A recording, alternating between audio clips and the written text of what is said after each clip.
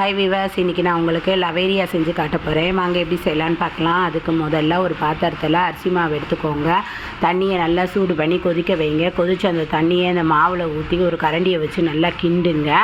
அது நல்லா சூடெல்லாம் கொஞ்சம் ஆறுனதுக்கப்புறம் கையை கொண்டு நல்லா இடியாப்ப மாவு பதத்துக்கு அதை நல்லா பிசைஞ்சு எடுத்து வச்சுக்கோங்க.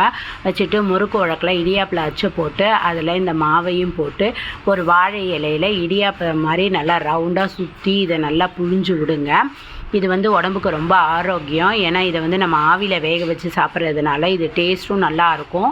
இது இடியாப்பத்தை விட டேஸ்ட் கொஞ்சம் வித்தியாசமாகவும் இருக்கும். புழிஞ்ச அந்த இடியாப்பத்துக்கு மேலே நீங்கள் இந்த தேங்காவை நல்லா துருவி நிறைய வைங்க. எவ்வளோக்கு நம்ம தேங்காய் நிறையா வைக்கிறோமோ அவ்வளோக்கு இது நல்லா டேஸ்ட்டாக இருக்கும். வச்சுட்டு அது மேலே கொஞ்சம் நாட்டு சர்க்கரையை தூவி விட்டுருங்க.